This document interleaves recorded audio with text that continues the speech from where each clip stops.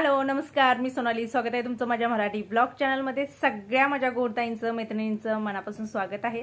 आणि हो, सगळ्या माझ्या ताईंना शुभ शुक्रवार म्हणेन. वैभवलक्ष्मी माता ज्या काही तुमच्या इच्छा आहेत त्या सगळ्या पूर्ण करू दे, सगळ्यांना हॅप्पी आनंदी ठेवू दे. आणि प्रत्येकाचे काहीतरी गोल ठरलेले असतात बघा लाईफमध्ये. ज्यावेळेला आपण दैनंदिन जीवन जगत असतो त्यावेळेला सुद्धा आपलं काहीतरी अशा इच्छा असतात, स्वप्न असतात, तर ती सगळी जी आहेत तुमची सगळी पूर्ण होऊ दे, सर्वांना सुखी समाधानी ठेवू दे. ते की माझ्या ताई माझ्यासाठी खूप सारे आशीर्वाद देतात, तर माझ्या सुद्धा मनातून मनानं त्यांच्यासाठी खूप सारे आशीर्वाद ब्लेसिंग निघतातच. त्याचबरोबर लक्ष्मी मातेकडे तीच प्रार्थना आहे की सगळ्यांना सुखी हॅप्पी ठेव, आनंदी ठेव. तर ना आता टायमिंग दाखवते किती वाजलेले आहेत. 5:10 झालेले आहेत. तुम्ही बघू शकता 5 वाजलेले आहेत. तर आता स्वयंपाकाला मी घालणार आहे. तुम्हाला माहित आहे ज्या दिवशी आपला उपवास असतो, पूजा असते, त्या दिवशी ना मी होता होईल तेवढा असा प्रयत्न असतो की लवकर स्वयंपाक करणे, लवकर पूजा वाचून घेणे. आणि त्यातून आज मला जायचं आहे डीमार्टला. मी जसं सुरतला जाणार होते ना तसं मी सगळं हे केलं. म्हटलं आल्यानंतर सगळं भरूया, उगाच भरून जाऊन काय अर्थ नाही ना करू. मग रोज थोडं थोडं थोडं आणलेलं परवडत नसतं बघा. जो क्वांटिटी जास्त घेतल्यानंतर त्याच्यामागे थोडेफार बचत होते.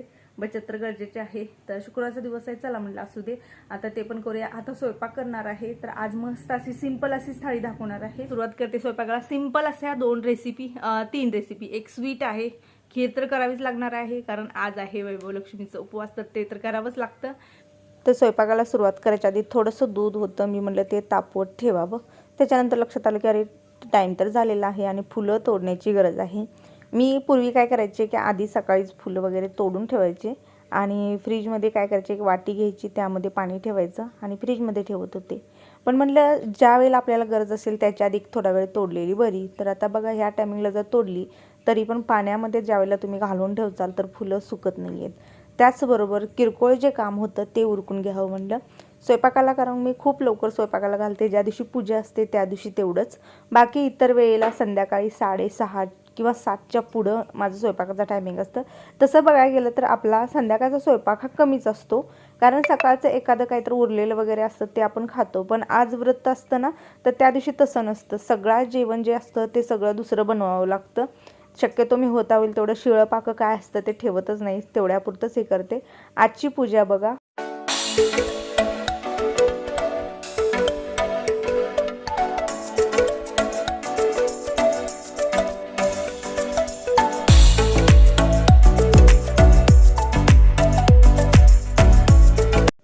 तर पूजा वगैरे मी सकाळीच करून ठेवलेलं, तुम्हाला माहीत आहे मी सकाळीच ही करून ठेवते. आणि हो, काल मला अशा कमेंट आल्या की सोनाली झाडू मंदिराला लागू देऊ नये. तर नाही लागत मंदिराला, साईडनंच मी घेते. आणि काय झालेलं आहे, खालच्या साईडला एक माझं तुटलेलं जे मंदिर होतं ना त्याचा बेस मी ठेवलेला आहे आणि त्याच्यावरती आपलं मंदिर आहे. त्यामुळं ना वरचं वर सेपरेट आहे. उंची मी करून तेवढ्यासाठीच घेतलेले आहे की झाडू वगैरे लागू नये म्हणून. तरी पण तुम्ही सांगितलेलं आहे, खूप बरं वाटलेलं आहे. तुमच्याबद्दल कधी माझ्या मनात राग येत नाही. तुम्ही सांगितलं किंवा तुम्ही बोलला म्हणून, तर तसं काही गैरसमज करून घेऊ नका. कारण कमेंट करून पुढं बोललं जातं की सोनाली रागाला येऊ नको. तर नाही, मी कधीच रागाला येणार नाही. तुम्ही अवश्य हक्काने मला बोलू शकता. तर तिथं बघा मी काय घेतलेलं आहे, तर गव्हाचं पीठ आणि अगदी अर्धी वाटीसुद्धा म्हणणार नाही, 1-2-4 चमचे फक्त मैदा घेतलेला आहे. तुम्हाला घ्यायचं असेल तर घ्या, अन्यथा स्किप करून टाका. मी तर म्हणेन, मला कमेंट येतात मैदा खाऊ नये, तर हो बरोबर आहे. म्हणूनच मी ना आज मैद्याचा वापर न करता गव्हाच्याच पिठापासून बनवणार आहे मी. तर बघा आता त्या रेसिपीचं नाव मी तुम्हाला सांगेन थोड्या वेळानं. आरू आलेला आहे. आरू आरू काय म्हणते मावशांना? हाय मावशांनो, कसे आहात? हा, आणि स्टॉप ना. आणि काय केलं आज? मॅथ्सचं आणि एक खिचडी खाल्ली. किती मुलांना मारलास? नाही मारलं. नाही. तर या रेसिपीचं नाव आहे कुलचा. ऐकलेलं असेल किंवा कधीतरी बनवलेलं असेल.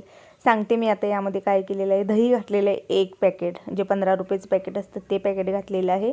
तेल घालायचं आहे आणि यामध्येच इनो, तुमच्याकडे बेकिंग सोडा, बेकिंग पावडर काय असेल ते घाला किंवा शक्यतो इनो घाला चालेल. आणि त्याच्या व्यतिरिक्त सोडा वापरला तरीही चालेल, तुमची मर्जी. तुम्हाला जे आवश्यक वाटेल ते तुम्ही टाकू शकता, जे अवेलेबल असेल ते तुम्ही घालू शकता. आणि बस थोडंसं पाणी घालायचं आहे. आणि आपण कसं गव्हाचं पीठ मळून ठेवतो ना, सेम तशाच प्रकारे, वेगळं काहीही नाही आहे. फक्त थोडंसं घट्ट मळा, एकदम पातळ नको.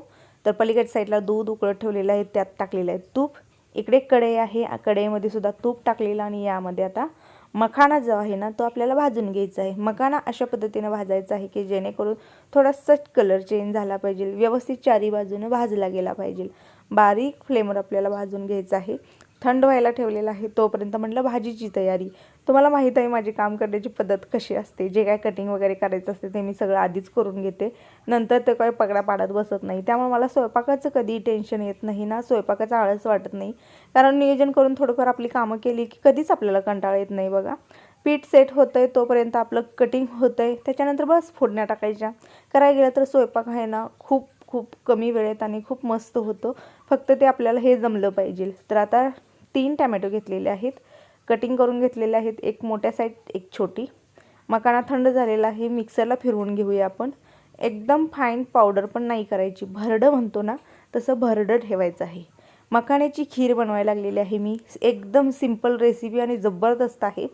आजच्या आजच माझ्या ताईंना सांगेन मी, करून बघा आणि मला उद्याच्या कमेंटमध्ये सांगा, व्हिडिओमध्ये कशा प्रकारे आहे. तर बस उकळलेल्या दुधामध्ये ना हे आपल्याला घालायचं आहे, व्यवस्थित असं फिरवून घ्यायचं आहे आणि त्यामध्ये वेलची पावडर किंवा तुमची दुसरी कुठलीही पावडर असेल तर ते अवश्य घाला, स्वाद खूप छान येतो. आणि त्यामध्ये ही एक ट्रिक वापरायची, ते म्हणजे काय, तर कस्टर्ड पावडर. तर छोट्या चमच्याने 3 चमचे कस्टर्ड पावडर घेतलेले आहे. यामध्ये गरम काही मिक्स करायचं नाही, ती पळी गरम आहे म्हणून वाफ येत आहे. थंड पाणी किंवा दूध घालूनच मिक्स करून ओतायचं आहे. आणि हो, कस्टर्ड ओतताना उकळलेला पदार्थ पाहिजे, म्हणजे पाणी असू दे किंवा दूध असू दे, उकळलेलं पाहिजे. थंडमध्ये कधीही ओतायचं नाही. मिक्सरच्या भांड्यात टॅमॅटो, थोडासा नारळाचा खीस आणि कोथिंबीर घातलेली आहे. आलं नाही, लसूण नाही, काहीही नाही आहे. आलं तर नाही आहेच, पण लसूण कांदा तर काही चालतच नाही, त्यामुळे सगळं स्किप केलेलं आहे. उकळी आल्यानंतर साखर घालून घेतलेली आहे. ही झाली आपली मखाना खीर जो म्हणतो ना, एकदम कमी वेळात आपली तयार झालेली आहे. शुक्रवारच्या दिवशी तेच असतं की थोडंसं स्वीट पदार्थ वेगळा. आणि हो, ही खीर तुम्ही उपवासाला खाऊ शकता. तुमचा ज्या दिवशी उपवास असेल, तुम्हाला इतर काही खायचं नसेल किंवा तुम्ही तिखट काहीतरी बनवलं असेल आणि तुम्हाला काहीतरी गोड बनवायचं असेल तर कमी साखरेचा वापर करून मखाना खीर बनवून घ्या. एक नंबर जबरदस्त लागते ही खीर. तर पलीकडच्या साईडला खीर आपली उकळत आहे, अलीकडच्या साईडला मी ठेवलेले एक कढई आणि ह्या कढईमध्ये टाकलेले सगळे खडे मसाले टाकायचे आहेत. ज्यावेळेला आपण असं मसालेदार जेवण बनवतो तर त्यावेळेला शक्यतो जास्तीत जास्त खडे मसाल्याचा वापर करा. 1 टॅमॅटो चिरलेला आणि 2 हिरव्या मिरच्या टाकलेल्या आहेत. स्पायसीपणा येण्यासाठी हिरव्या मिरच्या. 2 पॅकेट आणलेले आहेत पनीरचे, जे 200 ग्रॅमपेक्षा थोडंसं जास्त पनीर आहे. हे थोडंसं घरातलं पण वापरणार आहे, पण मी सगळं वापरणार नाही, नंतर मला वाटलं हे खूप आहे. तर ज्यावेळेला टॅमॅटो अशा प्रकारे एक 60-70% विरघळतो ना, त्यावेळेला ना ती जी केलेली पेस्ट होती ना घालायचं आहे. यामध्ये टॅमॅटोची पेस्ट आहे फक्त आणि फक्त, म्हणजे जसं तुम्ही पाहिलं थोडंसं खोबऱ्याचा खीस आणि थोडीशीच कोथिंबीर आणि बाकी सगळी टॅमॅटो पेस्ट. बाकी काही आपण घातलेलं नाही, तीळ नाही, इतर कुठलंही काही नाही. मसाले फक्त बघा मी किती वापरलेत.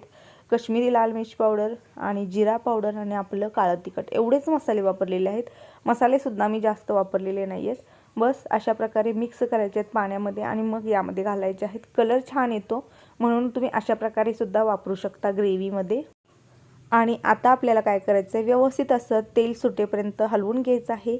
माझं घरातलं पनीर होतं, जे मी घरातून काढलेलं होतं, ते थोडंसं असं मॅश करून मी यामध्ये घातलेलं आहे.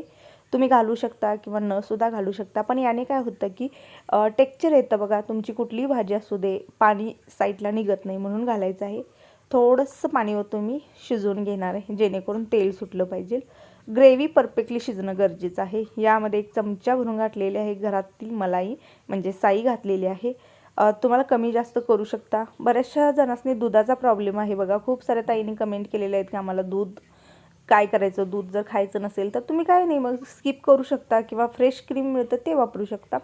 आता यामध्ये थोडंसं पनीर घातलेलं आहे, बस पाणी ओतलेलं आहे, झाकून ठेवणार आहे. कारण का, तर एक दणकून अशी उकळी द्यायची आहे. तर इकडे खीर पण झालेली आहे तयार. यामध्ये आपण शेवटला ड्रायफ्रूट वगैरे टाकूया. तर तोपर्यंत म्हटलं 2 आपलं तयार झालेलं आहे. घरामध्ये ना या टायमिंगला खूप असं उष्णतेचं वातावरण निर्माण होतं, कारण ज्यावेळेला आपण स्वयंपाक बनवतो ना दुपारच्या वेळेला किंवा संध्याकाळी बघा 5-6च्या दरम्यान, तर त्यावेळेला घरामध्ये ना एकदम अशी गरम वाफ येते. आणि इथं बघा माझं काय चालू आहे, तर आरू आला, बस खाल्ला आणि गेला खेळायला. त्याचे पप्पा शोधत होते, म्हणलं मीच जाऊन आणतो, कारण का ओरडतात मग सतत त्याचं बाहेर जाणं जास्त ना. त्यामुळे असं वाटतं की स्कूलवरून आल्यानंतर तू अभ्यासाला बसणं गरजेचं असतं, पण मुलं ऐकत नाही आहेत. आणून त्याला बसवलेलं आहे. आता याच्यावरती कसुरी मेथी टाकलेली आहे, थोडीशी कोथिंबीर. तर आज ना माझ्या ताईंना माझ्या बोलण्यातून थोडंसं एक कमजोरी जाणवत असेल, तर माझी तब्येत ठीक आहे, फॅमिली सगळी ठीक आहे, थोडासा मूड ऑफ आहे. काही लोकांनी विनाकारण त्रास द्यायचं जर ठरवलं असेल तर त्याचा त्रास थोडा का होईना आपल्याला होतो बघा. जसं मी माझे 50,000 सबस्क्रायबर झालेले आहेत पूर्ण, जसं काहीतरी एक आनंदाचं मी शेअर करत राहते, तसं काही लोक विनाकारण मला त्रास देत आहेत काही कमेंट थ्रू. तर लवकर बोलेन, पण थोडासा वेळ येईल तुम्हाला तो व्हिडिओजला, पण बोलेन. तर इथं बघा पूर्णपणे अशा प्रकारे गोळा घ्यायचा आहे, लाटून घ्यायचा आहे, जाडच ठेवायचं आहे आणि त्याच्यावरती काळं तीळ जे असतं ना ते आणि थोडंसं आपली कोथिंबीर टाकायची आहे. तव्यावरती टाकायचं आहे, कढईने पाणी सोडायचं आहे आणि झाकून ठेवायचं आहे. पण मी तुम्हाला जे काय आहे ते सगळं शेअर करत आहे बघा. इथं हा जो तवा आहे हा तवा चालत नाही, कारण पाणी जे ओतलेलं असतं ना ते सरळ त्या चपातीच्या खाली जातं, सॉरी कुलच्याच्या खाली जातं. त्यामुळे काय होतं की ते पूर्णपणे असं भिजलेलं होतं. तर फुगलेलं असतं बघा, बऱ्यापैकी फुगतो कुलच्या, फक्त एवढं की जास्त असा टम्म नाही, पण फुगतो, सॉफ्ट असतो, खायला खुसखुशीत असतो. तर हा तवा ठेवलेला आहे, हा तवा परफेक्टली आहे बघा. या तव्यावर अशा प्रकारे मी टाकलेलं आहे. 2 प्रकारे तुम्हाला दाखवत आहे. एक म्हणजे तिळाची बाजू वर साईडला ठेवून पण दाखवत आहे आणि तिळाची बाजू खालच्या साईडला सुद्धा ठेवून दाखवत आहे. तर शक्यतो होता होईल तेवढं तुम्ही करता नाही ना, तिळाची बाजू जी आहे ती खाली ठेवा, म्हणजे जेणेकरून ते फुगायला थोडंसं जास्त होईल. तर ही बघा, ही बाजू खाली आहे, कशा प्रकारे दिसत आहे. मी तुम्हाला दोन्ही प्रकार दाखवते, काही प्रॉब्लेम नाही. तुम्ही कसं जरी केलं तरी हा कुलचा खूप छान लागतो. फक्त ना ज्यावेळेला आपण या भाजतो ना त्यावेळेला त्याच्या कडेने पाणी ओतायचं आणि झाकण ठेवायचं लगेच. याने काय होतं की तो कुलचा पटकन असा फुगला जातो, सॉफ्ट मऊ असा व्यवस्थित असा होतो. तर बस तयार झालेला आहे, आपला स्वयंपाक तयार झालेला आहे. तर चला आता पटकन आपण पूजा वाचून घेऊया. मी भात लावलेला आहे, नैवेद्य आता लगेच काढलेला नाहीये, कारण भात व्हायचा आहे आणि भाताशिवाय नैवेद्य अपुरा आहे. त्यामुळे ना कुकर होऊ दे. इकडे बघा कुकर लावलेला आहे. आणि काय करणार मग, पहिला पूजा वाचून घेणार आणि मग हे करणार. अरे उठ जरा. तर वैभवलक्ष्मी व्रताला बघा तुपाचा दिवा लागतो. मला म्हणतात तू 2 दिवे का लावते, खूप खूप प्रचंड कमेंट आहे 2 दिव्यासाठी. तर कधीही तुम्ही अशा प्रकारे पूजा करता किंवा आरती करताना तर त्यावेळेला 2 दिव्यानेच आरती करायची असते, एका दिव्याने कधीही आरती करायची नाही. मग कुठल्याही म्हणजे आता देवाऱ्यात करा तुम्ही किंवा बाहेर असू दे किंवा एखाद्या व्यक्तीची आरती करा, म्हणजे वाढदिवस वगैरे असतो बघा, तर आम्ही 2 दिव्यानेच करतो. तर 2 दिव्यानेच ती आरती करावी. इथं पूर्णपणे थाळी तयार करत आहे मी नैवेद्यासाठी. आता आज मला कमेंट येतील की सोनाली तू तुळशीचं पान ठेवलं नाही, तर सॉरी, आज पण मी विसरून गेलेले आहे. आणि दुसरी गोष्ट म्हणजे भातावरती मी आज वरण बनवलेलं नव्हतं, कारण जसं की तुम्हाला मगाशी सांगितलेलं होतं त्यात सागर पण येणार होता. कारण आमचं असं ठरलेलं की डीमार्टला जायचं, कारण पूर्ण ग्रॉसरी संपली होती. त्यामुळे म्हणलं तुपाची धार सोडूया चला, पण नाही, काहीच झालेलं नाही, सांगते पुढे जाऊन मी तुम्हाला. तर बस आरती झालेली आहे, सगळं झालेलं आहे, सगळ्यांनी आरती दिलेली आहे. सागर पण मध्येच पूजा वाचताना आलेला, त्याला पण पूजा वगैरे मिळालेली होती. थोडीशी गमतीशीर बघा इथं कशा प्रकारे असतं, रोज झाल्यानंतर ना प्रत्येकजण एकमेकाची पाया पडलं जातं. हे सोडले तर सगळेजण आहे ना एकमेकाच्या पडतात पाया. आणि त्यात आजभर म्हणजे सागर एक होता, त्यामुळे खूप छान असं वाटलं. कधीही पूजा वगैरे असलं की छान वाटतं. आणि सागर शिवानी दोघं पण व्रत करतात, दोघं पण व्रत पकडतात. ते मध्ये जसं आम्ही आहोत धार्मिकतेचं तसं त्यांची फॅमिली आहे. तर चला तर माझ्या गोड ताईंनो मैत्रिणींनो, मी आता व्हिडिओ सेंड करणार आहे. जेवण खाणं वगैरे सगळं झालेलं आहे. टायमिंग बघा किती वाजलेले आहे, तर काय सगळे फ्लॅशच पडतात घरामध्ये ना. तर 10ला 10 मिनिट कमी आहेत, झालेला आहे आज लवकर. सागर आला होता त्यामुळे आम्ही लवकर जेवलो.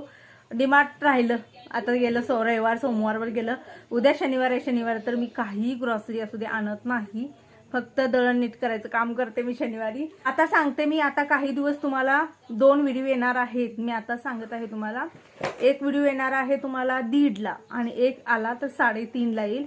असे 2 व्हिडिओ तुम्हाला ठरलेले येणार आहेत. 1-2-3 दिवस फक्त येणार आहेत, कारण काय झालेलं आहे की व्हिडिओ पेंडिंग खूप आहेत आणि रविवारचे व्हिडिओ येत आहेत तुम्हाला शुक्रवारी, अशा प्रकारे व्हायला लागलेलं आहे.